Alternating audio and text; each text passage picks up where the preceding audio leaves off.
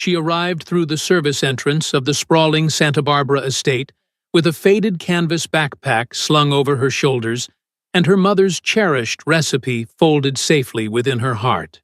He was a man of immense wealth navigating the ruthless corporate heights of Los Angeles, perpetually too occupied to notice that his father was slowly fading away inside a breathtaking mansion that possessed every conceivable luxury except the pulse of actual life. No one in that secluded, affluent neighborhood anticipated that an unassuming cook with quiet eyes could alter the trajectory of a fractured family. Yet history often proves that the very person destined to rescue a household from its own silent ruins is the one nobody saw approaching the gates. The dining table was arranged with absolute perfection, boasting a crisp white linen tablecloth, delicate porcelain plates, and polished silver cutlery aligned with such precision that it appeared prepared for a magazine photo shoot rather than a meal. In the center sat a steaming silver tureen filled with roasted chicken tender vegetables and fluffy rice, offering a fragrant invitation that would have made any ordinary person weep with gratitude to sit and savor. However, Mr. Ernest had not even pulled back his chair to sit. Instead, he stood rigidly with his back to the feast, staring out the massive bay windows toward the manicured California gardens as if expecting a ghost to materialize through the wrought iron gates. Celia, the seasoned housekeeper who had managed the estate for decades, observed from the arched doorway with a dish towel twisted nervously between her hands, her chest tight with a dread she refused to fully acknowledge. For 3 agonizing days, the elderly patriarch had barely allowed a fork to touch his lips, pushing solitary pieces of food around his plate before abandoning the table entirely to retreat into his impenetrable silence. On this particular evening, his refusal to even sit was a glaring alarm, prompting Celia to quietly fold her dish towel, place it on the granite counter, and step out into the hallway to make a telephone call she knew would be terribly received. Far down the coast, in a sleek Los Angeles high-rise, Robert was commanding a tense boardroom meeting involving acquisitions worth millions of dollars, surrounded by sharp executives, glowing projections, and an atmosphere thick with ambition. When his cellular telephone vibrated persistently for the 3rd time, he stepped out with an irritated sigh, only to hear Celia's trembling voice explaining that his father was literally starving himself to death while staring into the empty garden. Robert pinched the bridge of his nose, masking his profound emotional inadequacy with executive decisive action, and immediately sent a text message to his assistant Henry, demanding he hire a new highly recommended private cook by the end of the day. Laura heard about the sudden vacancy through an acquaintance who worked for a neighboring family, and after answering 3 brief questions, affirming her availability and her mastery of genuine soulful home cooking, she was hired. The following morning, she stood on the pristine sidewalk before the towering camera-lined gates of the estate, wearing practical shoes and carrying the quiet resilience of a woman who had learned long ago that life rarely asks for permission before it changes your circumstances. Thomas, the imposing security guard, buzzed her through the gates without a smile, directing her up the long winding driveway toward the massive sterile white walls of a home that felt entirely devoid of human warmth. Celia greeted Laura at the rear entrance, looking the younger woman up and down with an unyielding gaze before leading her into a magnificent cavernous kitchen that gleamed with expensive copper pots and marble surfaces that looked as though they had never witnessed a spilled drop of sauce. For the next 20 minutes, the housekeeper rattled off a strict, joyless litany of rules, schedules, and severe dietary restrictions, treating the orientation more like a military briefing than an introduction to a family home. Laura listened with absolute stillness, absorbing the sterile demands and jotting brief notes into a small, weathered notebook she had retrieved from her bag. When Celia finally paused her relentless recitation of things that were strictly forbidden, Laura looked up with mild, perceptive eyes and asked a single piercing question about what the old man had truly loved to eat before he lost his joy.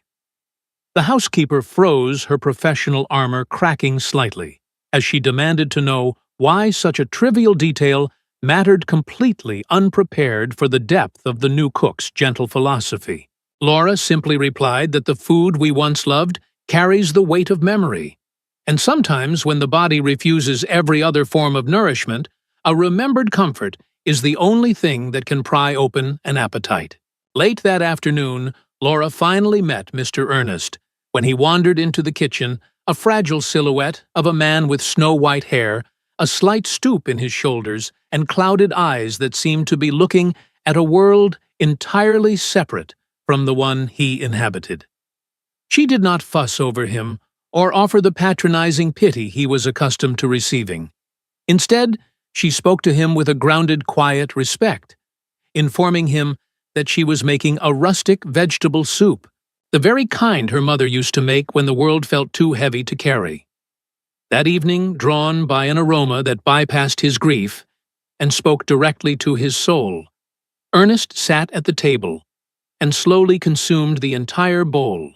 allowing a single yun-wiped tear to carve a path down his weathered cheek, while Celia watched from the shadows, quietly weeping into her apron. Robert arrived at the estate late that evening without prior notice, dropping his expensive leather briefcase by the grand staircase and loosening his designer tie as he headed straight for the kitchen in search of a cold glass of water. He stopped abruptly in the doorway, startled to find Laura diligently scrubbing the pristine stovetop, but his eyes were immediately drawn to the unfamiliar row of small terracotta pots housing fresh basil thyme and rosemary lined up along the windowsill. He pointed out with a firm managerial tone that he had not requested any changes to the kitchen's decor, clearly uncomfortable with the sudden injection of vibrant life into a space he preferred to keep completely sterile. Laura paused her cleaning, turning to face him with an unbothered, steady gaze, and explained that a kitchen devoid of fresh herbs was a kitchen missing half its soul, offering to remove them only if he explicitly commanded it, which left him strangely disarmed and silently retreating. In the dead of night, when the massive house was suffocated by a heavy silence, Laura lay awake in her small quarters near the pantry, staring at the ceiling before pulling a creased, faded photograph of her mother from her belongings. She was gently interrupted by the sound of shuffling footsteps, hesitating outside her door, prompting her to pull on her robe and step out to find Mr. Ernest standing in the dim light of the hallway, looking remarkably more present than he had in months. With a voice that carried the gravel of decades of unspoken longing, he asked her if she cooked the same way that she used to cook, leaving the pronoun hanging in the air like a fragile ornament. In that simple midnight inquiry, Laura recognized the profound weight of a grieving husband desperately searching for an echo of his lost wife, and she understood that her purpose in this house extended far beyond simply preparing meals. The following morning dawned with a subtle but undeniable shift in the atmosphere of the estate, a change that Celia detected the moment her feet touched the bottom step of the grand staircase at 6:30. Instead of the bitter mechanical scent of the automatic espresso machine she usually programmed,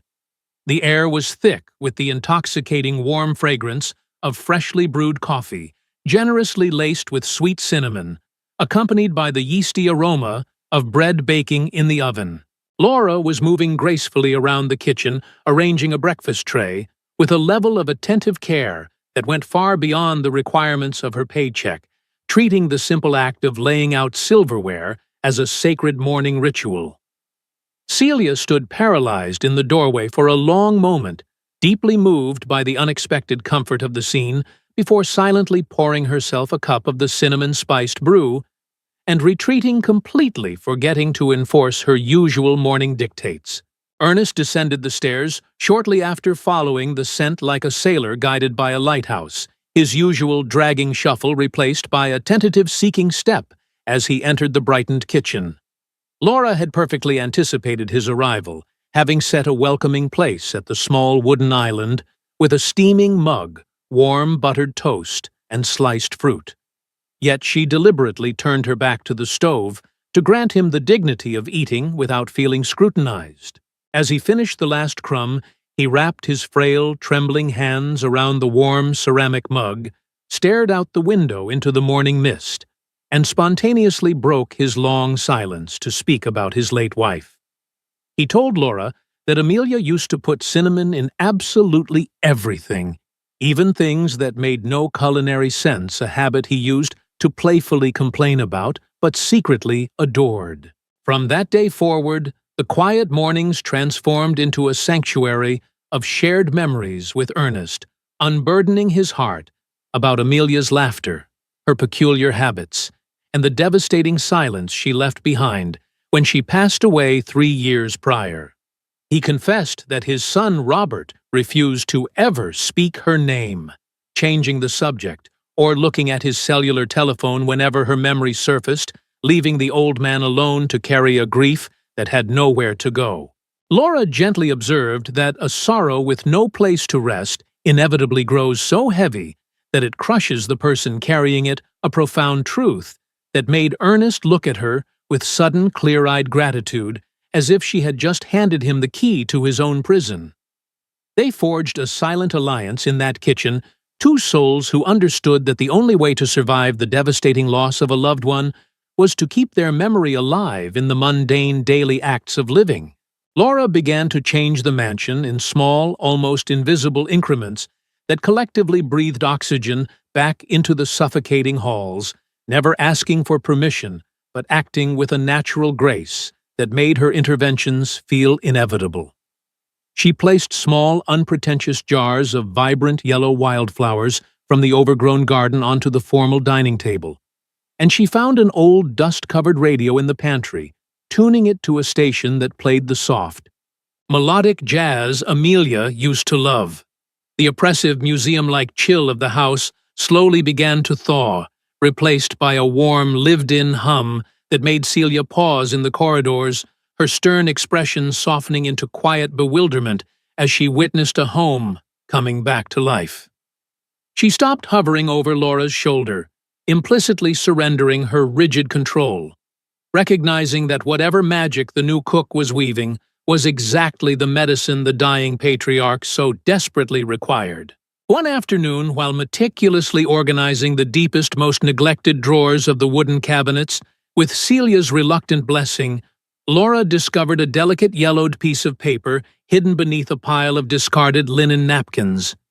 It was a handwritten recipe for a classic American beef stew, penned in elegant looping cursive, with a tiny emphatic note scribbled in the margin, instructing the cook to always add a heavy dash of love to the broth. When she presented the fragile document to Ernest later that day, his hands shook violently as he traced the ink of his late wife's handwriting, whispering that this was Robert's favorite childhood meal, a dish that had not been prepared since the day Amelia died.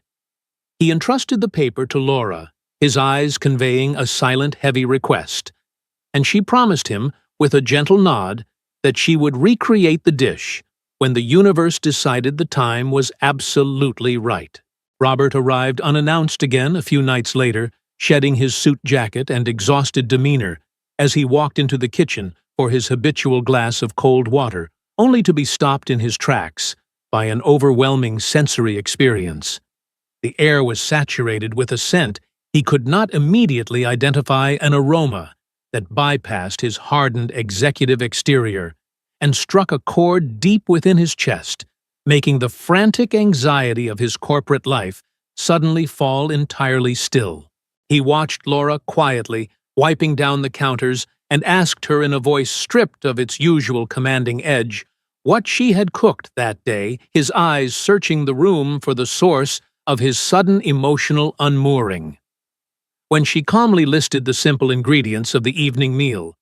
Robert nodded, slowly retreating into the hallway, but pausing outside the door for a long, heavy minute, standing in the shadows as he allowed the warmth of the house to finally reach his frozen heart. Robert was not a man who lingered. His entire adult life was constructed upon a foundation of brief appearances, rapid decisions, and swift exits, a defense mechanism he perfected to avoid touching the raw, unprocessed grief left behind by his mother. Therefore, when Celia walked down the stairs the following morning and saw Robert's expensive sports car still parked in the sweeping circular driveway, she stopped dead in her tracks, her hand gripping the mahogany banister in pure astonishment. She found him sitting quietly at the kitchen island, while Laura worked at the stove, surrounded by a heavy, complex silence that was not born of awkwardness, but rather of two cautious people trying to figure out how to exist in the same orbit. Celia offered a tentative morning greeting, which both returned simultaneously before she quickly excused herself, pretending not to notice the subtle magnetic tension pulling the aloof executive toward the gentle warmth of the kitchen's new heart. That afternoon, Ernest called Laura into his sprawling, sunlit bedroom, a space he rarely allowed anyone to enter, asking for her help to retrieve a heavy cardboard box from the uppermost shelf of his cedar closet. Together, they sat on the edge of the large bed as he opened the flaps, revealing a treasure trove of faded orange-tinted photographs, detailing a beautiful, vibrant life filled with vacations, quiet moments, and the steady growth of a family. He handed her a picture of Amelia, standing in the very kitchen Laura now commanded, holding a wooden spoon and flashing a smile so radiant it seemed to illuminate the faded paper, prompting Laura to remark on her undeniable beauty. In a moment of deep shared vulnerability, Laura pulled the crinkled photograph of her own late mother from her pocket, showing Ernest the parallel image of two women bound by their love of feeding others, cementing a profound, unspoken familial bond between the wealthy patriarch and the humble cook. Robert returned early from his Los Angeles office that evening, loosening his tie and taking a seat at the kitchen counter, with an ease that would have been unimaginable just a week prior, his eyes following Laura as she moved between the cutting board and the stove. He asked tentatively about his father's day, and when Laura casually mentioned they had spent the afternoon looking at old family photographs, the air in the room grew suddenly thick, as Robert rarely tolerated any mention of the past. Instead of retreating behind his usual wall of ice, Robert set his cellular telephone face down on the granite surface, listening with a strained but genuine focus, as Laura gently explained that avoiding a painful memory only gives it the power to haunt you forever. For the first time in years, Robert did not flee. He stayed for dinner, pulling up a chair alongside his father and Laura, sharing a meal in a silence that felt less like an absence of words and more like the beginning of a profound healing. 3 days later, Victoria arrived like a sudden chilling storm, pulling her sleek imported vehicle right up to the front steps and stepping out with the practiced, terrifying elegance of a woman accustomed to having the world bend entirely to her will. Tall, impeccably dressed and trailing a heavy cloud of expensive perfume, she greeted Celia with a condescending embrace that the housekeeper endured with stiff, practiced politeness, before sweeping her calculating eyes over the newly resurrected warmth of the mansion. Victoria instantly noticed the wild flowers, the soft music, and the pervasive scent of simmering broth,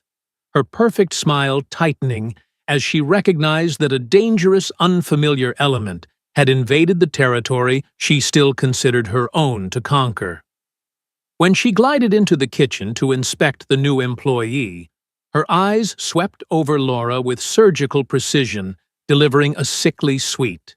veiled warning about how exceptionally close she and Ernest were marking her territory with the subtle venom of a seasoned predator. Victoria stepped into the role of the devoted concerned friend with terrifying ease, manipulating the evening's dynamics as soon as Robert walked through the front door, greeting him with a familiar touch on his arm that made Laura look away. The ensuing dinner was a masterclass in psychological warfare, with Victoria dominating the conversation, laughing musically at her own anecdotes, and subtly undermining every positive change in the house while simultaneously maintaining an impenetrable facade of loving concern. Ernest sat quietly observing the performance with the sharp, unclouded eyes of a man who had seen through her charade years ago, while Robert seemed temporarily hypnotized falling back into old passive habits under the weight of her overwhelming presence. As Laura cleared the expensive china from the table, Victoria leaned in close to Ernest, whispering something venomous that made the old man's jaw clench tightly. A quiet act of sabotage executed just as Robert briefly stepped out of the room. Dinner that evening left a bitter residue in the air, a stark contrast to the comforting peace Laura had meticulously cultivated over the past weeks, making the massive house feel suddenly cold and hostile once again. Before Laura could even close her eyes for the night, she heard the heavy, purposeful sound of Robert's footsteps echoing down the hallway, stopping abruptly outside her small room, followed by a sharp, authoritative knock that demanded an immediate answer. She opened the door to find him standing there with his tie undone and a dark, conflicted storm raging in his eyes, bearing the defensive posture of a man who had just been fed a terrible lie and was terrified he might believe it. He refused to step inside, lingering in the threshold, as if crossing it would constitute a surrender, demanding with a voice tight with suspicion to know if she was working in this house to care for his father, or simply to exploit the immense wealth his family represented. Before Laura could fall into the trap of begging for his trust, she met his accusatory stare with a calm, unshakable dignity, recognizing the bitter seeds of Victoria's manipulation taking root in his exhausted mind. She did not raise her voice or offer frantic explanations. She simply stated that she was there to do an honest job and care for a man who desperately needed it, and that someone's malicious gossip did not alter the truth of her actions. Robert, blinded by his own defensive pride and the toxic doubts Victoria had expertly planted, hardened his jaw and coldly informed her that she was suspended from her duties pending a thorough background investigation into her character. Laura accepted the unjust decree without a single tear or plea, quietly warning him that when he finally uncovered the truth, he would have to live with the heavy knowledge of his own catastrophic misjudgment before gently closing the door in his face. The hallway fell silent, save for the sound of Robert's ragged breathing as he stood alone outside her door, the hollow victory of his executive decision tasting like ash in his mouth. Inside, Laura methodically packed her faded canvas backpack, folding her few garments with steady hands, her heart aching not for the loss of a prestigious job, but for the fragile old man upstairs who was about to be plunged back into the darkness. She left the kitchen utterly immaculate, taking a moment to write a detailed, compassionate list of Ernest's newly discovered preferences and eating schedules, placing it carefully on the center island as a final act of devotion. When she walked out the back door at the break of dawn, passing a tearful Celia who offered a helpless apology, Laura stepped into the cool morning fog, leaving behind a house that was about to realize exactly how much light it had just lost. The following morning, Laura's absence echoed through the vast estate louder than a physical scream, plunging the delicate ecosystem she had cultivated into immediate and terrifying chaos. When Celia tremblingly carried a silver breakfast tray into the master bedroom, Ernest took one look at the rigidly arranged food, noted the missing cinnamon aroma, and demanded in a dangerously quiet voice to know exactly where Laura had gone. Upon hearing his son's mandate, the patriarch did not yell or throw the china. He simply pushed the tray away, turned his frail body toward the window, and refused to open his mouth for the rest of the day, skipping his medications and retreating into a silence thicker than before. The rapid deterioration was so alarming that a panicked Celia scrambled down the stairs, her heart pounding violently against her ribs, and immediately telephoned the family physician, terrified that the fragile thread keeping the old man tethered to the earth had finally snapped. Dr. Arthur arrived within the hour, rushing past the security gates and up the grand staircase with his black medical bag, his experienced eyes instantly recognizing the grave danger written on Ernest's pale, sunken features. After a brief, fruitless attempt to engage his old friend in conversation, the physician marched down to the private study, demanding Robert on the telephone and delivering a blistering, uncompromising assessment of the dire situation. He warned the younger man that his father's condition was not a childish hunger strike, but a profound physical collapse triggered by acute emotional despair, and that without the specific will to live that Laura had somehow provided, Ernest's organs would soon begin to fail. The stark medical reality hit Robert like a physical blow, leaving him standing paralyzed in his Los Angeles office, the cellular telephone slipping from his grasp as the terrifying magnitude of his arrogant mistake crashed down upon his shoulders. Robert hung up the telephone and stared blankly at the bustling city below his window, the crushing weight of his father's impending mortality suffocating him when his computer screen suddenly illuminated with an incoming electronic mail from an unknown sender. The subject line was chillingly direct, accusing him of punishing an innocent woman, and attached to the message were dozens of scanned legal documents, court transcripts, and sworn affidavits from a scandal that had occurred years prior. With trembling fingers, Robert opened the files one by one, his eyes frantically scanning the dense paragraphs, slowly piecing together a hidden history that completely shattered the venomous narrative Victoria had so carefully constructed. The truth emerged with brutal clarity. Laura had never been a thief or a manipulator. She had been a devoted sister who silently absorbed the catastrophic blame for a crime committed by her desperate, broken older brother, sacrificing her own reputation to keep him out of a prison cell. The documents painted a portrait of staggering, selfless nobility, revealing that Victoria had been intimately aware of the truth the entire time, yet chose to weaponize the false rumor simply to eliminate a woman she perceived as a threat to her own selfish ambitions. The final attachment was a raw, agonizing letter from Mark Laura's brother, confessing his cowardice, begging Robert not to let his sister suffer for his past sins, and expressing a deep, crushing guilt for allowing her to carry his heavy burden for so many years. Robert fell back into his leather executive chair, feeling physically ill as he reviewed his own recent text messages, with Victoria suddenly seeing the manipulative brilliance of her casual remarks,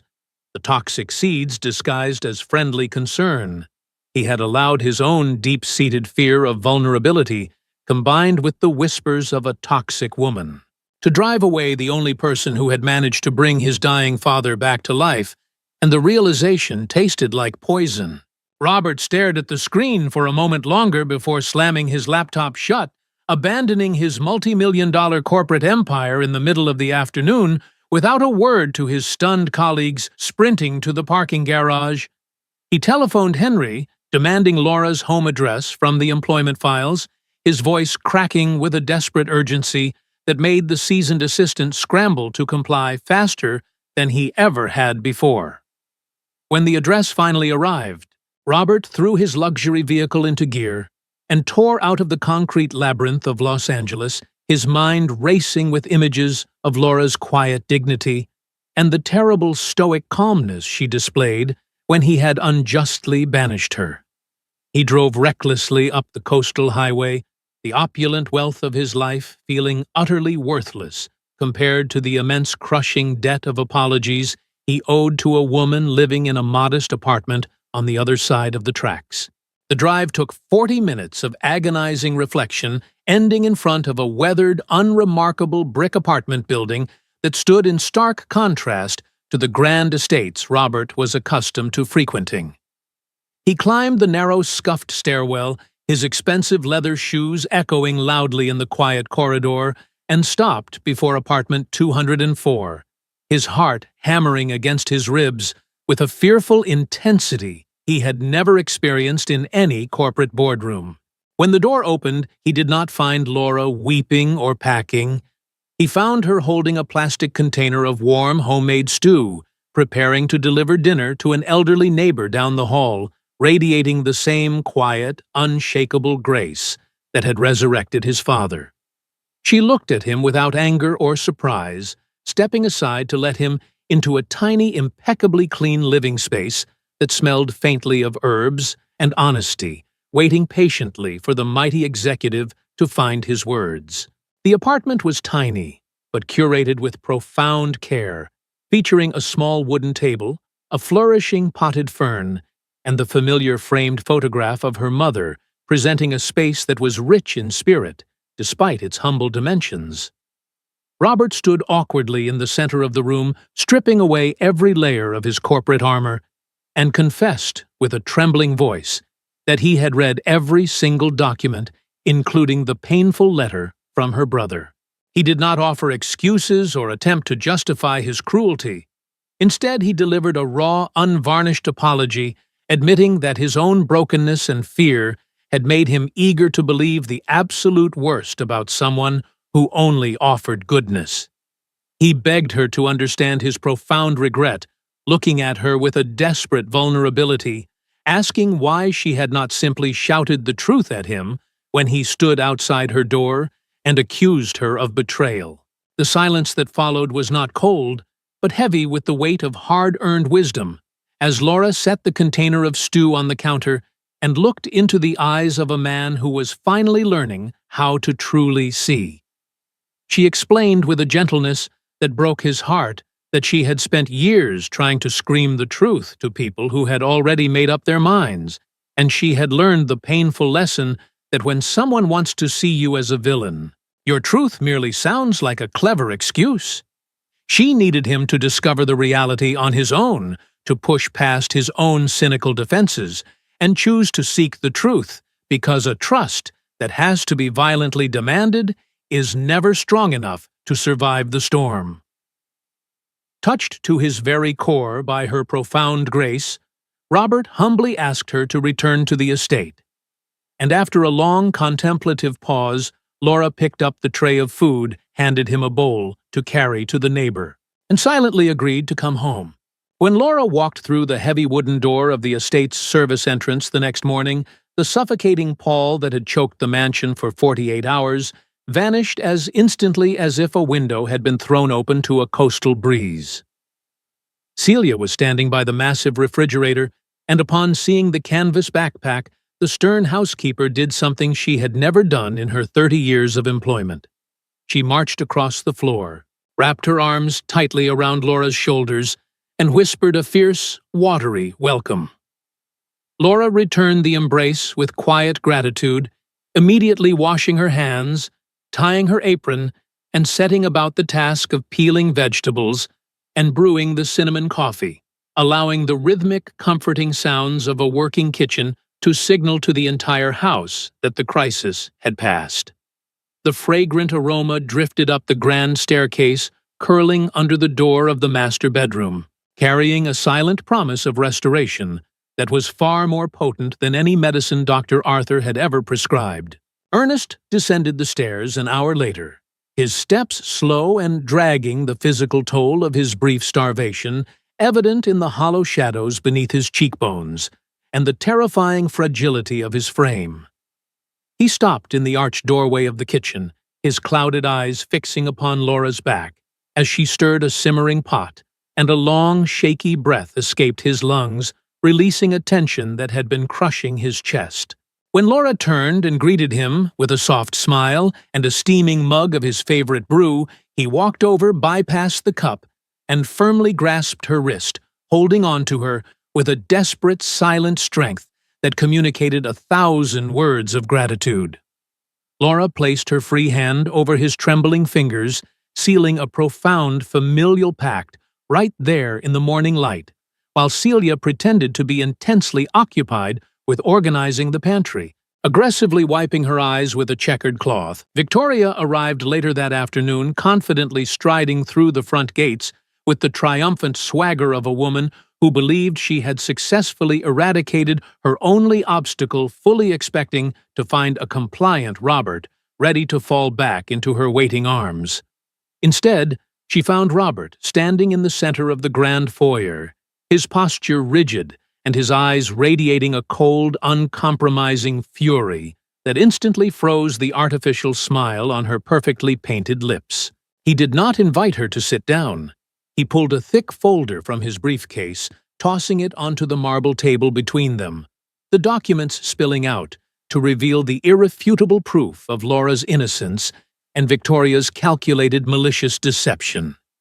The opulent foyer became an arena of reckoning, the silence ringing loudly as Victoria stared at the papers, her mind racing, to formulate a plausible lie, only to realize that the man standing before her was no longer the blind, grieving executive she could easily manipulate. Victoria adjusted her designer handbag, attempting to summon her usual haughty indignation, claiming defensively that she had merely shared a concerning rumor to protect a family she cared about deeply.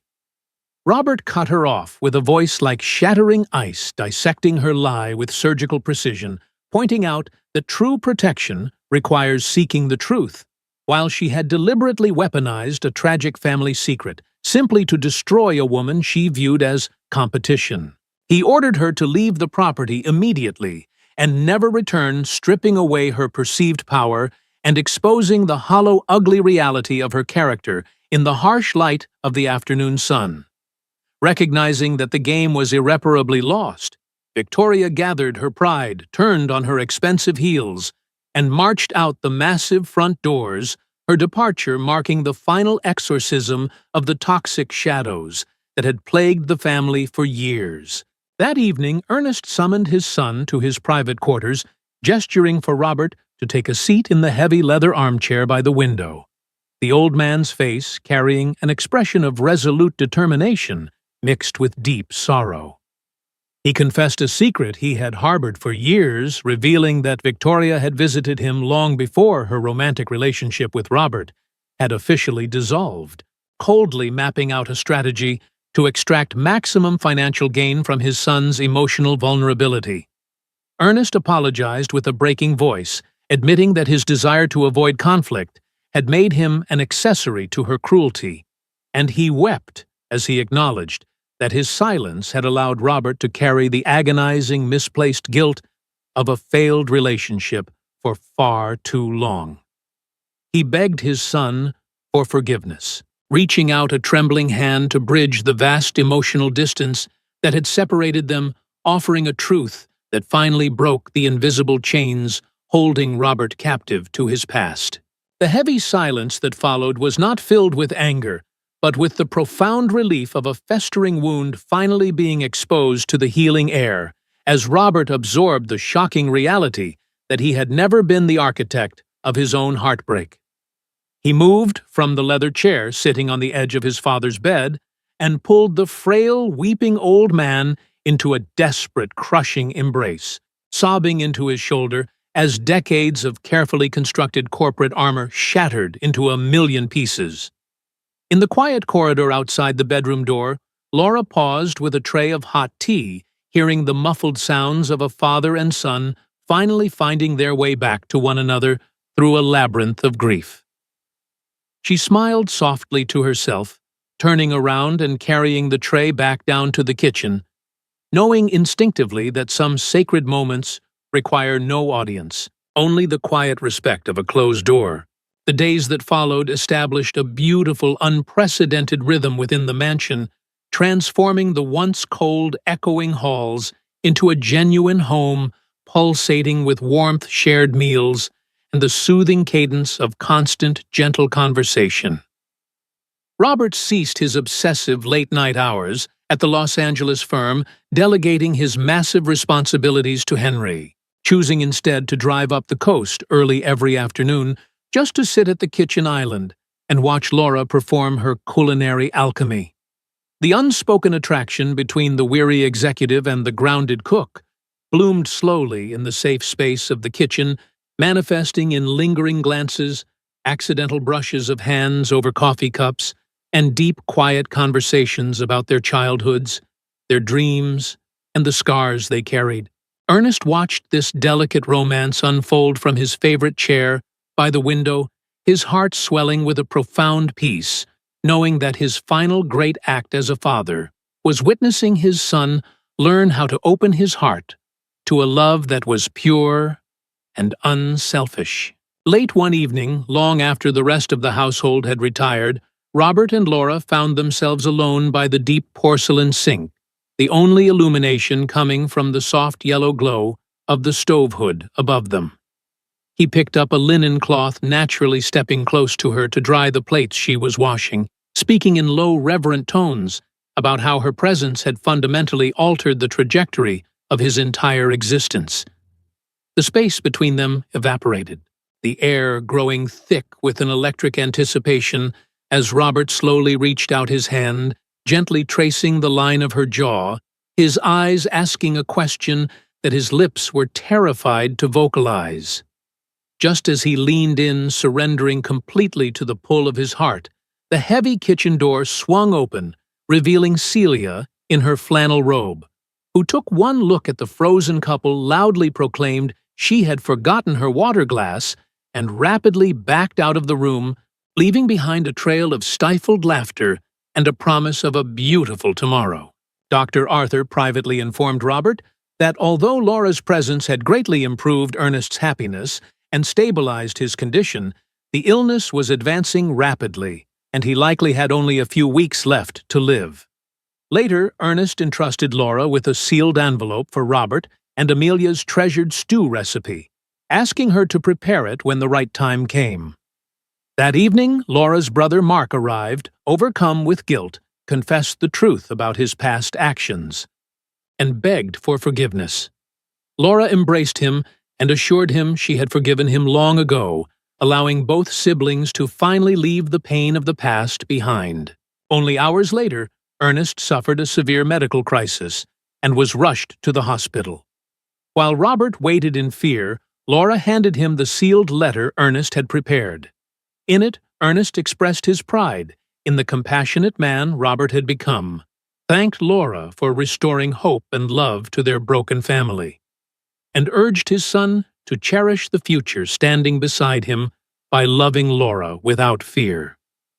Deeply moved, Robert silently promised to honor his father's final wishes as he held Laura's hand in the hospital waiting room. Several days later, Ernest returned home much weaker, but alive, where Laura prepared Amelia's legendary stew using the cherished family recipe. Gathered around the dinner table with Robert and Celia, Ernest found comfort and joy in knowing that his family's love would endure beyond his lifetime. The story ultimately shows that healing often arrives quietly, through kindness, forgiveness, and genuine human connection rather than wealth or status. By setting aside pride and embracing compassion, people can mend even the deepest wounds, leaving behind not material riches, but a lasting legacy of love passed from one generation to the next.